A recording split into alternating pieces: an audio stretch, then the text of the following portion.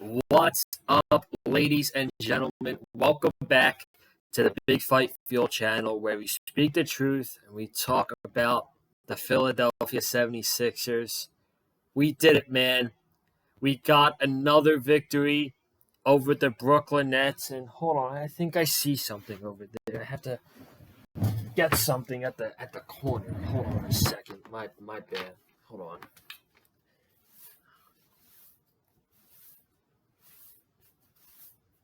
All right. I think I got it. Hold on. I just had to get this broom real quick because the Philadelphia Sixers, they just swept the Brooklyn Nets right over there.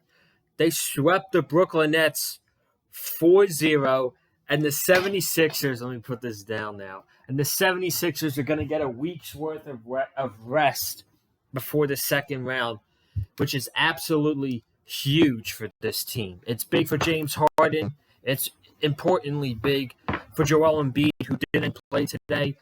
And I will admit, that's where we're going to start first. But before we get into anything, I just want to get right into it.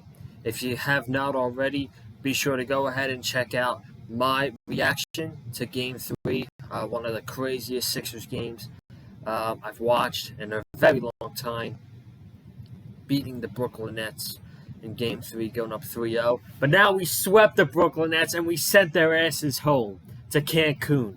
But I want to talk about Embiid first. More importantly, I want to talk about Joel Embiid first.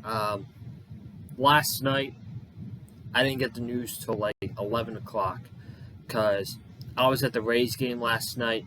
By the way, fantastic game. Went with my mother. Brandon Lowe walked it off in the bottom of the ninth inning to win 8-7 over the Chicago White Sox. Fantastic game. So I didn't get the Embiid news until around 10:30, 11 o'clock last night. And my first instant reaction was I'm not really bothered because the game plan for the Nets was to physically get in his head and hurt him as much as possible, which mission accomplished, Jock Vaughn. You were able to do that. You hurt Joel Embiid. He had a sprained right knee, and he didn't play today. And now there was news about, this is what I got worried.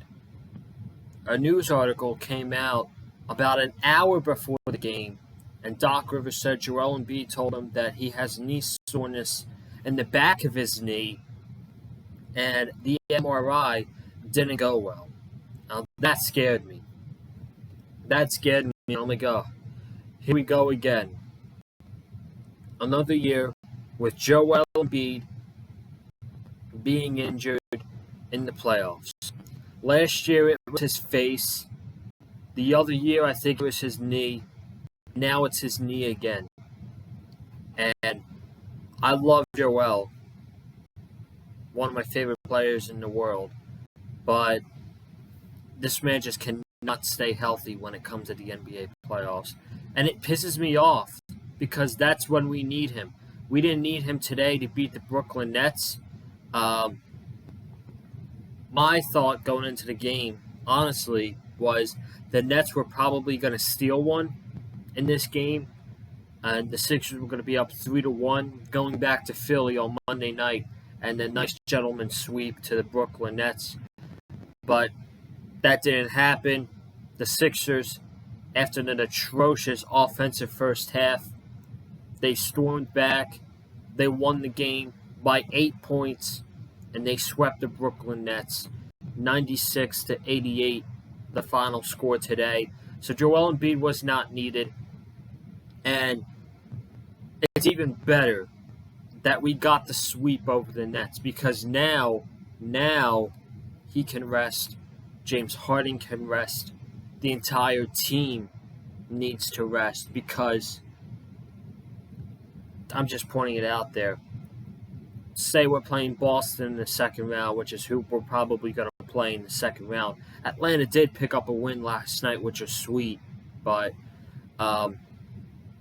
it's going to be a hard, tough, physical second round series against Boston. So we need to rest up as much as possible these next 6 or 7 days, and how many days the Sixers start second round basketball, because this is when the real test begins. This is when the test begins for the Sixers, because year after year they haven't been able to get past the second round. 2019, they lost on the Kawhi bounce, the basketball bouncing on the rim and going in. 2020, they got swept by the Boston Celtics. 2021, the whole Ben Simmons fiasco happened in Game 7, and they lost to the Atlanta Hawks. Last year, they lost to the Miami Heat in 6 games. It cannot happen again this year. It just cannot happen. This team is too good and too talented to lose in the second round. And I'm going to give it to Boston. Boston's a hell of a team. Tatum and Brown, one of the best 1-2 punches in the NBA.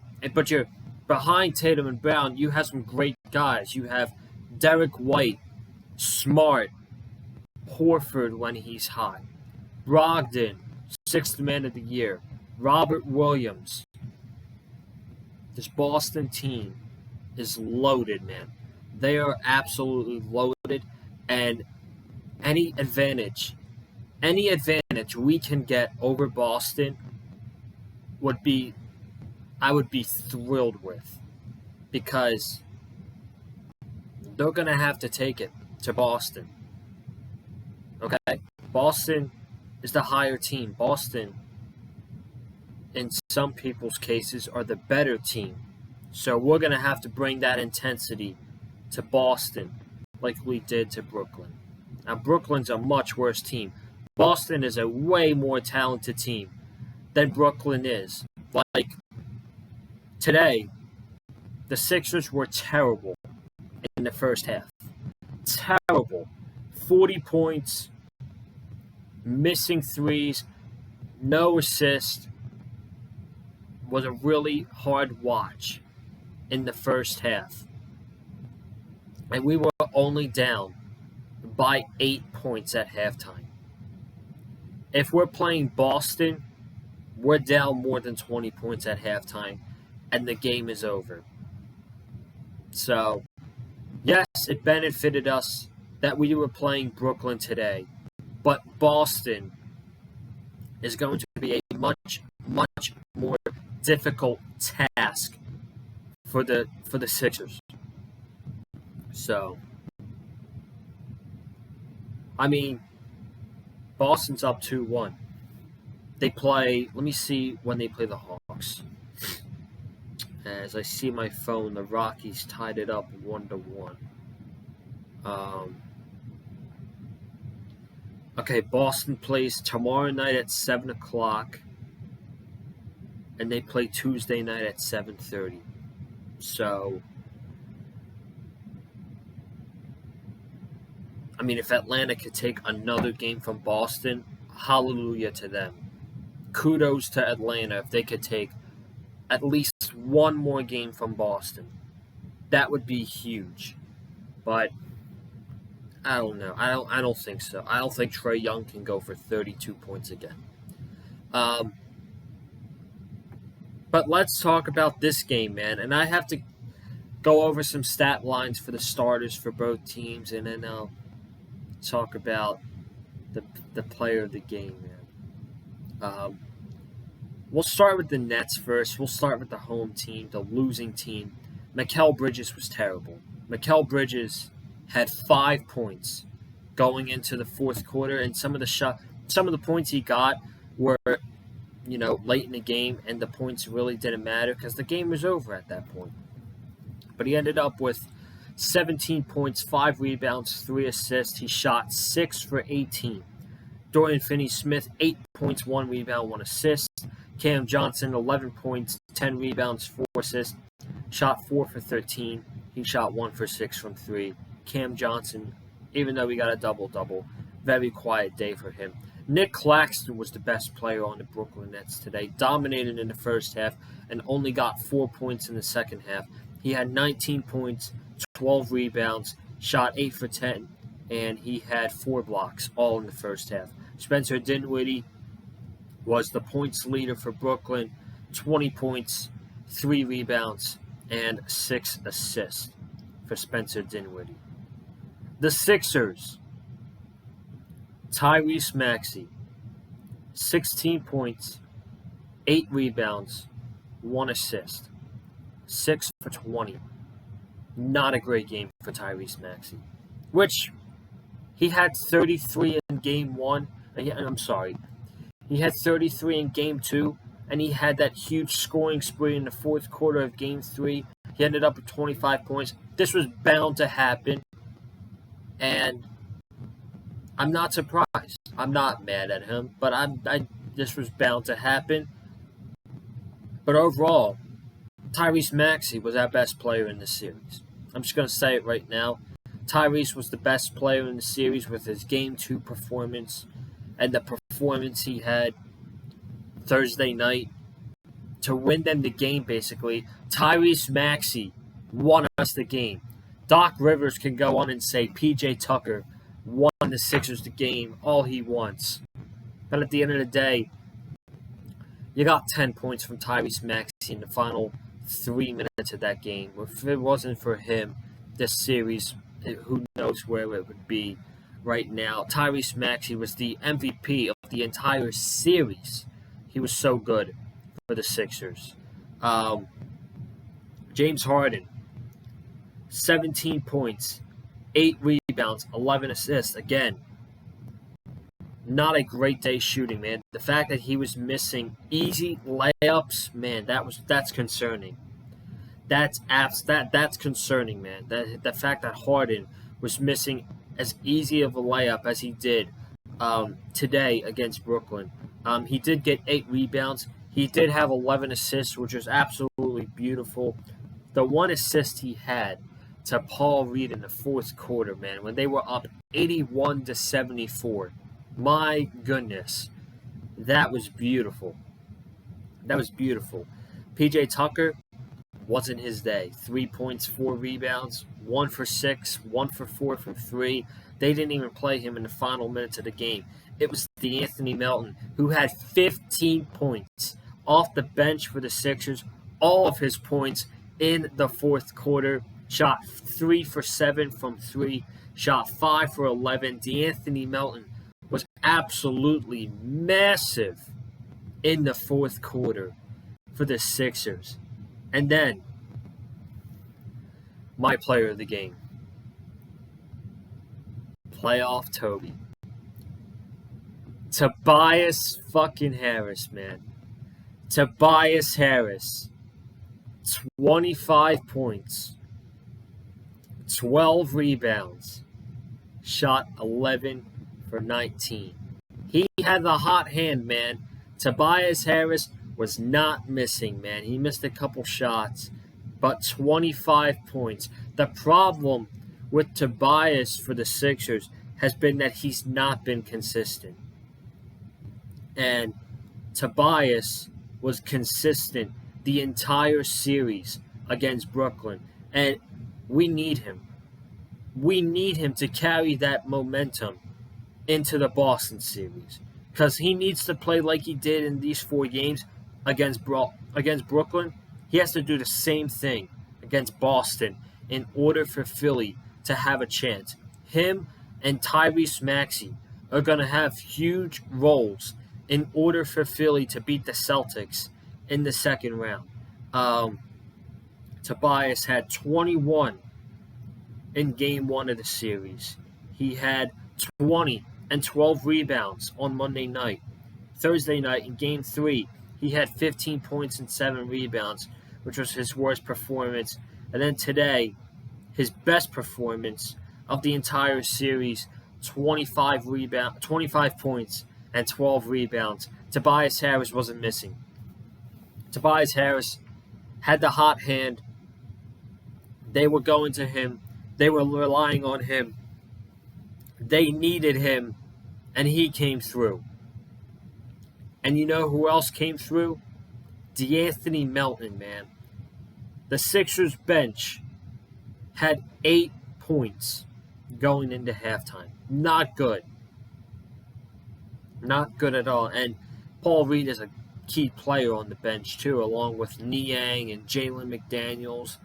They did their thing. Niang had 4 points. McDaniels had 4 points. Shake Milton got a little bit of playing time. But De'Anthony Melton was somebody that we were going to need at a key point in this game. And in the fourth quarter, when we need to make shots to take the commanding lead, De'Anthony Melton was that guy. And James Harden was able to get De'Anthony Melton the ball, and he came through for the Philadelphia 76ers. And we're going to need him off the bench too, man.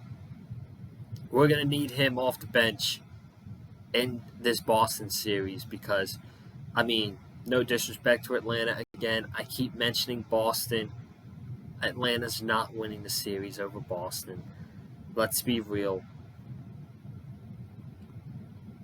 If we have Melton providing games like he did today, if Tyrese is playing like he did this Brooklyn series, which Marcus Smart is one of the best defensive players in basketball, and that is going to be a really difficult matchup for Tyrese Maxey. I don't know. I don't know how he's going to match up against Marcus Smart. And Tobias. Tobias needs to have...